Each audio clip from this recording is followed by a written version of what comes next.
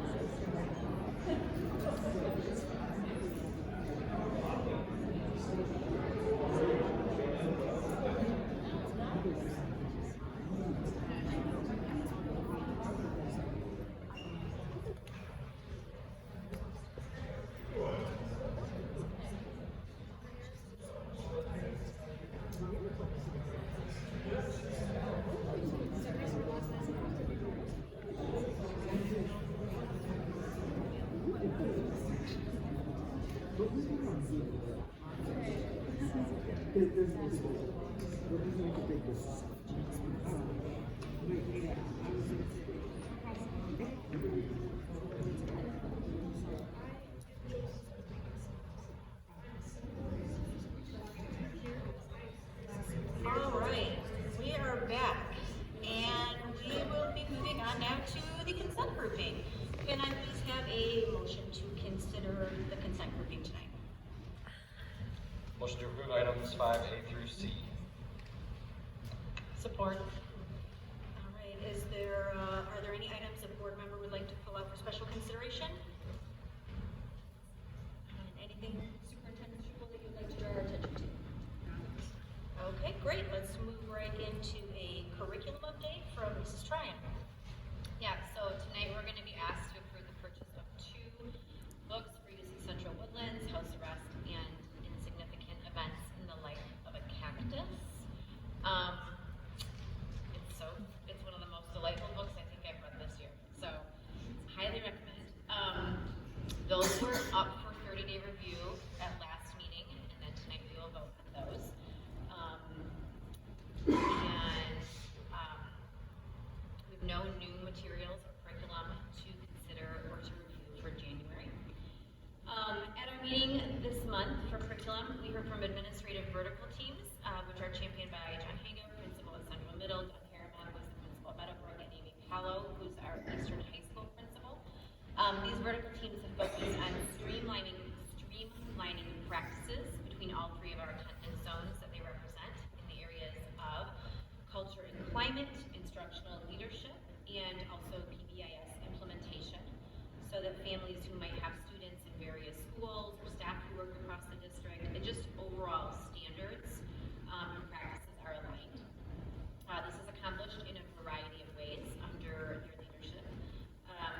They are looking at increasing staff participation at extracurricular events, staff recognition, sharing of NWEA, MSTEP, PSAT, SAT data to get a bigger picture view of district strengths and weaknesses, trends in learning, and also K-12 behavioral data to just evaluate trends in behavior, methods of communication with families, different behavior responses.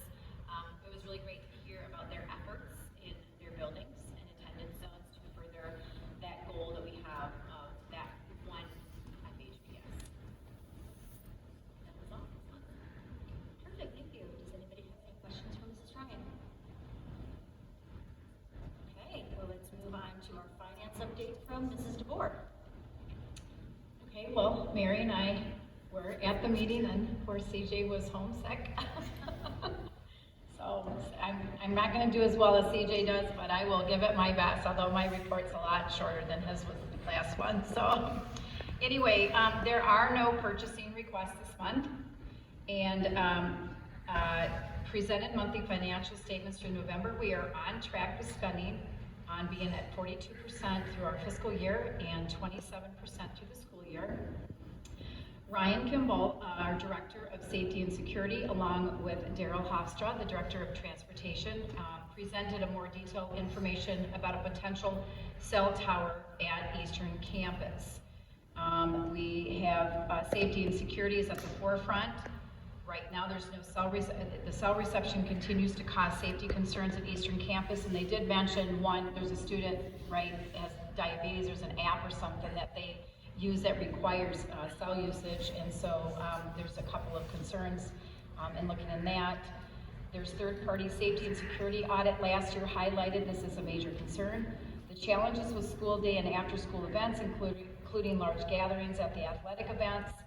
And then the district met with two partners. One is Tower Ventures and SmartLink. Tower Ventures would install the tower, and SmartLink represents Verizon Wireless. And they walked the property to determine the best location. And Mary and I got to see, I don't know, she's got, I know Julie has pictures and stuff, but we got a chance to see the different views. Oh, there you go. Yay. The different views even of what the cell tower would look like from different vantage points or surrounding the property as you're coming in on down some of the roads. So, and the cell tower is to be placed, I believe, behind the building. Let me get my bearings here. North of the football field, correct? And behind what we have as kind of say it again. The shed, there you go. I was like, okay, what's that? Yeah, the shed. So we did have additional questions that we asked them, but those are going to be addressed as well. There's an informational meeting that they will have on January 11th, 6:30 at Eastern Middle School, High School Auditorium.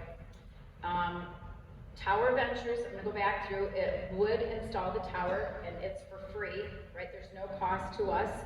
SmartLink represents Verizon Wireless, and they walk the property to determine the best location, hence the pictures.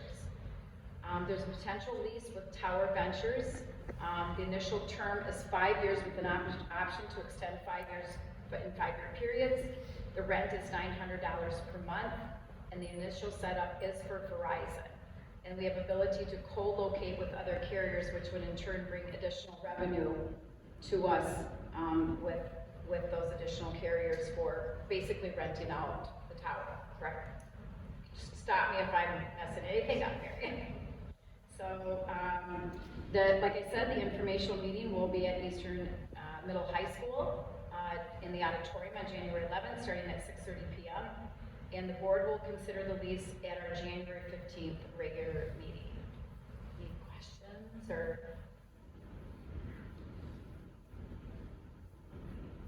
Questions? So, no cost to us. We collect rent off of it, right? And there's, like I said, we had additional questions that were asked about it, and then they're bringing the additional information at the information meeting, and it gives parents a chance at the time if they have any more questions that we'll be happy to put that on there so this team can bring those to the table for us. So, Thank you very much, Mrs. Ward. Yes. All right, is there any further discussion on the consent agenda? All right, may we have a roll call vote then, please? Yes, Dr. Rashad? Yes. Mrs. Nymeyer? Yes. Mrs. DeBoer? Yes. Mrs. Lund? yes. Mrs. Cavell? Yes. Dr. Paulson? Yes. Mrs. Ryan, yes. All right, that moves us over into informational items. Do you have any informational items for us this week? Just the superintendent. All right, then we will move over to the superintendent's report. And as a reminder, if anybody has not filled out a comment card that wants to speak, now is the time to do so. We'll be picking them up shortly. I just, again, want to thank the community. As Dr. Felsen said, we suffered a tragic loss last week of a student, and I want to thank the Forest Hills Public School staff who really rallied around the eastern schools and provided incredible support. So not only did we have support from our own internal staff from all over the district, but also from the community, and they rallied around our students, our staff, and especially around the Stanley family. So thank you very much for that. It was, the generosity was felt and the compassion for the family. So thank you, and we appreciate that very much. This is a week week that on Friday, we end our first semester. So Wednesday, Thursday, and Friday are exams in the district. So if you have students in the district, be sure that they have a good night's rest and come well fueled to take their exams. So everyone is looking forward to the holiday break, including staff. Students are very anxious.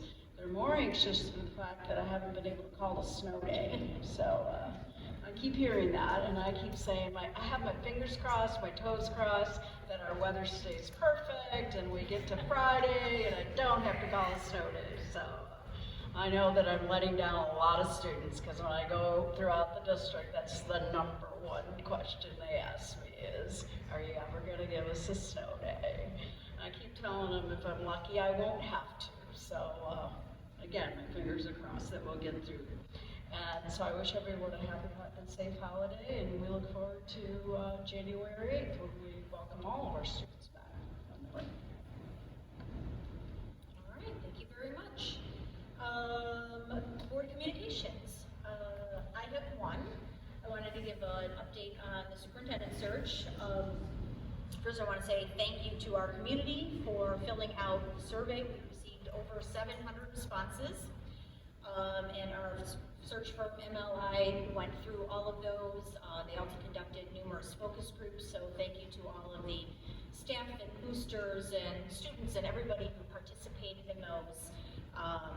MLI took all of that information that was gathered and sifted through it, found the common themes, what was important to the district to be looking for, to make sure that that goes out in our posting, which did go live on Friday. So a lot of the work for us at the moment is done as we wait for wonderful candidates from all across the country to find a posting and apply, and we'll move forward with that in February. Any other communications? Nothing. Okay, this is quick this week.